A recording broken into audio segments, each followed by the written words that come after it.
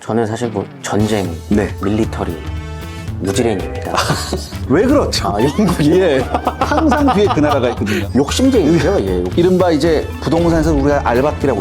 욕기요. 예. 물량 그렇게 빨리 뽑기로 유명하잖아요. 이거 그건 맞나요? 1등입니다. 그것도 그냥 1등이 아니라 넘사벽 1등이에요. 이런 게 질이 이야기보다 더 재밌지 않나요?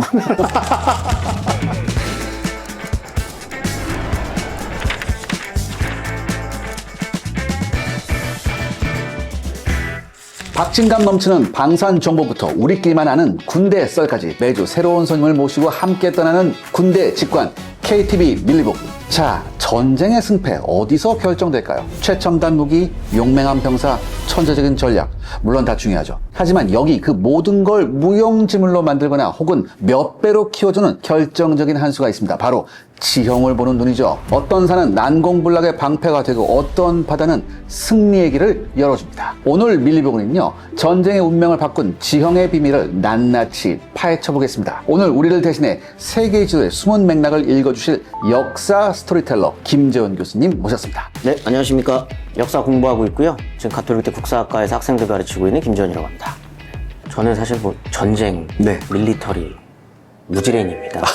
뭐 전쟁과 관련된 이야기를 저는 이제 할 거는 아니고 네. 지리 네. 혹은 지형과 관련된 역사랑 이렇게 좀 잘 버무려가지고 네, 네. 공부하는 자세로 듣겠습니다. 이걸 별 말씀을. 제가 교수님께서 나와서 이런 말씀 하시니까 몸둘 바를 모르겠습니다, 사실. 요즘 전 세계가 이 한 곳을 주목하고 있어요. 바로 어디죠? 호르무즈 해협. 지난 2월이었죠. 미국과 이스라엘이 이란을 선제 공습했고요. 이란이 호르무즈 해협을 봉쇄로 이거 맞받아쳤습니다. 그러면서 전 세계 경제가 그야말로 요동치기 시작합니다. 저 요즘에 차 못 타고 다닙니다. 전기차로 바꾸시는 거. 이게 도대체 미국과 이스라엘 그리고 이란과의 전쟁이잖아요. 네. 이건데 왜 우리나라 대한민국의 일상까지 이렇게 크게 흔들리는 걸까요? 지도를 보시면 이제 답이 나오실 것 같은데. 네네. 네, 그 페르시아만에서 이제 바깥 바다로 나가는 유일한 비상구가 보시면 바로 답이 나오잖아요. 네. 굉장히 좁습니다. 아. 34km 정도인데 이해하기 편하게 표현하면 인천에서 김포 정도 거리래요. 인천에서 김포. 바로 앞이잖아요. 문제는 그 32km가 전부 다 해로로 쓸 수 있는 데는 아니죠. 그렇죠. 예. 깊이도 다 다르고 하다 네. 보니까 그 다음에 배가 어마어마해요. 큰 배라고 하면 항공모함 정도 떠올리잖아요. 네네. 항모보다 크다고 알고 있어요. 예. 세계 원유량의 4분의 1이 여기로 지난다. 30km 안팎의 그곳을 한 번에 지나가다 보니까 네. 줄지어서 지나가야 되잖아요. 네네, 그렇죠. 그러니까 여기가 봉쇄되면 세계 그 원유의 4분의 1이 멈추는 거예요. 그러다 보니까 당연히 한국한테도 위기가 될 수밖에 없고 여기를 통해서 원유를 받아가는 나라들 순위가 이렇게 있더라고요. 네, 거기가 이제 한국이 3위입니다. 여기가 막히면 한국 경제에도 굉장히 큰 타격이 있을 수밖에 없어요. 그렇죠. 이게 사실 군사학적으로 보면 이게 병목이거든요. 네. 병목이란 게 뭐냐면 이게 딱 하나만 틀어지면 이게 안 돼요. 못 지나갑니다. 중동에서 문제가 터지면 한국은 언제나 휘청거렸어요. 그럼 역사적으로 우리나라가 이 중동 때문에 좀 이렇게 발목이 잡힌 적이 좀 있었나요? 한국 같은 경우는 특히나 70년대 이후로 한국에서 제조되는 물건들이나 네. 만들어서 팔아야 되는 물건들이 석유 없이는 운영될 수가 없는 물건들이기 정확한 때문에. 지적입니다. 그러니까 네. 우리가 보통 오일 쇼크가 오면 자동차하고 난방만 생각하는데 아니죠. 아니죠, 이게. 네네네. 섬유부터 모든 플라스틱 공산품까지 전부 다 이게 전부 다. 석유화학 제품이잖아요. 특히 우리 같이 에너지 자원을 해외에서 전량 수입해야 되는 입장에서는 이게 뭐 생명줄이라고도 네. 할 수밖에 없잖아요. 네. 그러면 이 해협은 언제부터 이렇게 무시무시한 힘을 갖게 된 겁니까? 1907년에 포르투갈이 장악을 합니다. 포르투갈이. 네. 그때부터 사실 호르무즈는 세계사적으로 굉장히 중요한 위치를 점하기 시작했다라고 봐도 될 것 같아요. 그렇군요. 과거에는 향신료였었고 지금은 석유로 파는 물건만 달라졌지 그 길은 그 역할 하는 거는 이제 비슷하다. 네, 그렇습니다. 우리가 지금 전쟁을 보면 군사력으로 놓고만 보면은 이란이 미국과 이스라엘 상대가 안 되잖아요. 네. 그런데도 불구하고 이걸 버틸 수 있었던 원동력이 뭐냐면은 이 석유와 이 호르무즈에 대한 지배권. 그렇다면은 이게 사실 굉장한 무게감이 있는 거거든요. 실제로 최근 이게 KDI 보고서를 보니까 상황이 정말 심각합니다. 해협 봉쇄 위기로 불확실성의 지수가 평년 대비 8.5배까지 상승했다고 합니다. 유가가 이게 10%만 올라도 평소보다 2배 정도 체감을 한다고 하더라고요. 모든 이게 원자재비가 올라가면서 서비스까지 영향을 미치게 됩니다. 그러니까 모두 다 오르는 거예요. 그러니까 죽겠는 거죠. 그래서 우리가 미 해군이 주도하는 국제해양안보구상, 이게 IMSC라고 하는데, 여기하고 이제 연합정보 공유체계를 가동하는 동시에 유사시 우리 선박을 호송할 수 있는 단계적 작전 플랜을 이제 짜고 있습니다. 충분치는 않지만 우리가 국제적 위상이 올라갔잖아요. 그렇죠. 그럼 우리가 올라간 국제적 위상만큼 우리도 국제사회를 해서 무언가를 해야 합니다. 해야죠. 거기에 가장 상징적인 게, 이런 사태가 벌어졌을 때 자국의 전투함정을 보낼 능력이 되냐 안 되냐, 굉장한 척도입니다. 그러면 이제 그 얘기를 하려고 그러면 네. 한국이 군사력이 어느 정도인지 군사력. 물론 이제 객관적 지표 같은 거를 찾기는 힘들겠지만 언론이나 이런 데서 나오는 지표들이 있잖아요. 네, 네. 그런 것들을 종합해서 보면 한국의 군사력은 어느 정도 수준이에요? 한국의 군사력. 어느 한 나라의 군사력은 이게 숫자로 표시할 수 있는 게 아니다. 얘네가 뭐 전차 몇 대 갖고 있고 비행기 몇 대 가지고 있다가 하더라도 이게 다 훈련도가 다르고 실전 경험 차이가 다르잖아요. 그렇기 때문에 이게 정성적으로 딱 해서 군사력을 매기는 건 쉽지가 않습니다.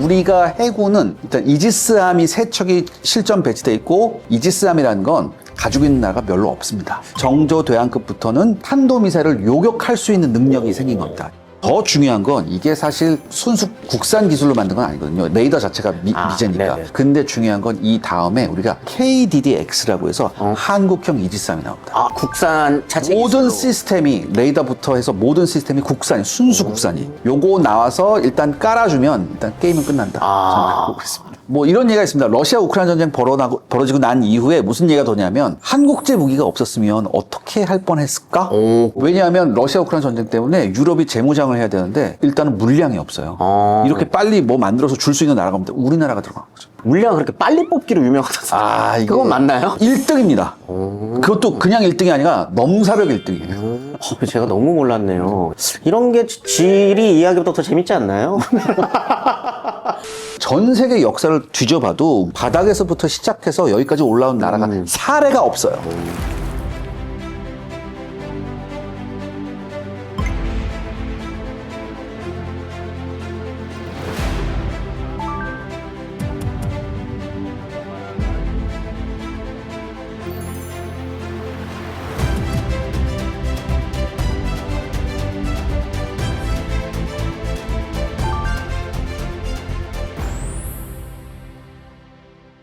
자, 그렇다면 교수님, 역사 속에서 이런 지형의 축복 혹은 지형의 저주를 받은 곳이 오직 호르무즈뿐일까요? 세계사를 통째로 들었다 놨다 했던 여러 가지 그 바다의 요충지가 굉장히 많았을 것 같은데, 호르무즈 다음의 목적지는 어딘가요? 네, 첫 번째 목적지는 이제 유럽과 아프리카의 경계, 지브롤터 해협입니다.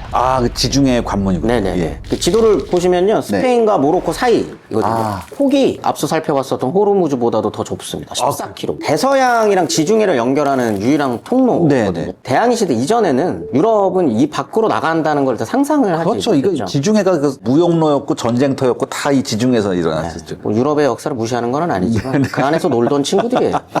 이제 여기를 이제 넘어설 수 있게 되면서부터 이 해협이 이제 중요해지기 시작을 하는 거죠. 역사적으로 아주 결정적인 사건이 있었습니다. 그게 1704년에 영국이 이제 스페인의 왕위 계승 전쟁 중에 이 길목을 기습 점령하는 사건이 있었거든요. 이게 지금도 스페인 앞마당인데 여기가 지금 영국 영토로 남아 있거든요. 뭐 스페인 입장에서는 이제 돌려달라고 계속 이거 제국주의 때 이렇게 다 뺏어간 땅이잖아 돌려줘라고 해도 여기를 놓치고 싶지 않은 거죠. 교수님, 제가 여기서 하나 여쭤보고 싶습니다. 세계사적으로 이제 어떤 뭐죠 분쟁 지역이나 여러 가지 뭐 다 이런 복잡한 지역 보면 항상 뒤에 그 나라가 있어. 왜 그렇죠? 영국이? 예. 항상 뒤에 그 나라가 있거든요. 욕심쟁이죠, 예, 욕심쟁이. 자, 근데 영국이 본토에서 엄청나게 멀리 떨어져 있는 이 바위 땅을 그토록 움켜쥐고 있느냐? 군사학적으로 봤을 땐 제가 아까 말씀드렸던 거, 이 병목점 딱 걸린 어디로 진출하려고 한다. 네네네. 이 지브롤터를 거치지 않을 수가 없습니다. 수에즈날 지나서 이게 인도양까지 가잖아요. 이 항로가 개척되면서 그야말로 영국 입장에서는 이게 대항의 고속도로가 뚫린 거잖아요. 그렇죠. 지브롤터가 유럽의 패권의 시작점이라고 한다면 이제 동양과 서양을 연결하는 거대한 또 목구멍도 하나 있습니다. 어딥니까? 말라카 해협. 말라카는 우리한테도 굉장히 중요해요. 그럼요. 동아시아한테는 다 중요한. 네, 그렇죠. 왜냐면 여기를 통과하지 않으면 운송비가 말도 안 되게 이제 치솟기 때문에. 교수님, 얼마 전에 이란이 네. 이른바 호르무즈에서 통행세를 받겠다고 했어요. 깡패들이죠. 예. 그 얘기가 나오니까 인도네시아에서 말라카 회협도 한번 욕을 바가지로 먹고 이제 없었던 일로 해서 이렇게 됐는데 여기는 더 좁아요. 네. 제일 좁은 곳이 2.7km? 하하. 역사적으로 보면은 여기가 되게 흥미로운 게 호르무즈를 처음에 네. 유럽에서 장악했었던 그 포르투갈 네네. 사람이 한 명 있어요. 그러니까 알부케르크라고 하는 제독인데 네. 처음으로 여기를 장악합니다. 그러니까 연결이 되는 거죠. 한 사람이 인도양으로 들어오는 서쪽 문, 동쪽 문이 이제 말라카잖아요. 그렇죠. 이걸 혼자서 다 잠가버리고 이른바 이제 부동산에서 우리가 알바끼라고 알바끼요. 예. 중국이 여기를 가장 두려워합니다. 중국이 수입하는 원유의 한 80% 가까이가 이쪽으로 넘어온다고 하거든요. 그렇기 때문에 이제 말라카 해협이 잠기면 중국한테는 치명타. 그렇군요. 군사학에서도 이게 말라카 딜레마라고 하거든요. 21세기 미중 패권의 갈등이 가장 날카로운 최전선이 사실은 좀 뭐 어디에 미사일 기지 설치했다 이게 아니라 요 좁은 병목의 해협들이 오히려 이런 강대국들의 지금 첨예한 대립이 이어진 그런 곳이 아닌가 저는 그렇게 생각됩니다.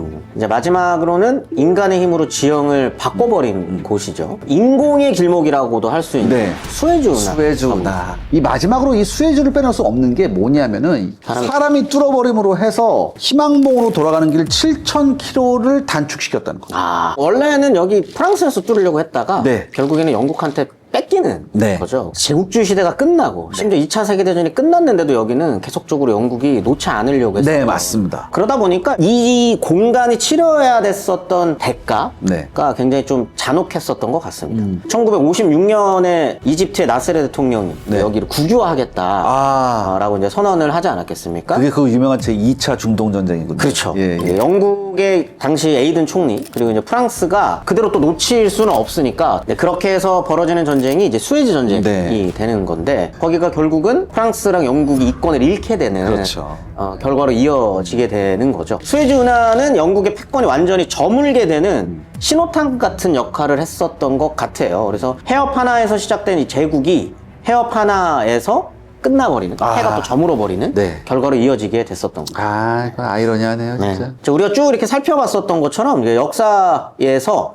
지도를 넓게 펼쳐놓고 보다 보면은 누가 그 시대의 주인인지가 좀 한눈에 보이는 것 같기도 합니다. 좁은 길목들을 손에 졌었던 세력이 그 세계 질서의 무게 중심을 좌지우지하기도 했었던 그런 역사가 있는 거죠. 그러니까 이 지형은요, 이제 500년 전이나 지금이나 그 자리에 그대로 변함없이 있습니다. 과거 포르투갈과 영국이 탐냈던 길목을 오늘날에는 미국과 중국이 똑같이 노리고 있죠. 여기가 외통수니까 이 인간의 이 본능은 이제 오늘날까지 이어지고 있는데 그것이 곧 세계사를 거대하게 움직이는 진짜 원동력이 아닌가 그렇게 생각이 됩니다. 자, 지금까지 이렇게 바닷길 요충지들을 한번 봤다면요, 이제 육지로 한번 눈을 돌려보겠습니다. 지형을 무시했다가 세계 최강이라고 잡아던 정예군이 처참하게 무너진 사건이 있었습니다. 바로 1954년 제1차 인도차이나 전쟁에서 베트남의 디엔비엠프 전투죠. 우리 교수님 디엔비엠프 가보셨나요? 저기는 가보지 못했습니다. 제가 작년에 갔었습니다. 이게 디엔비엠프가 아시다시피 이게 분지잖아요. 그렇죠. 이곳을 공격하는 가장 좋은 방법은 대포 쏘는 방법이에요. 문제는 뭐냐? 이 분지 옆으로 산이 몇 겹으로 첩첩산중이 있어요. 아무튼 이 군사적인 부분에 봤을 때 프랑스군이 이 분지를 차지한 건 전략적으로 그렇게 나쁜 판단은 아니었지만 이 판단을 뒤집어 엎은 게 베트입니다.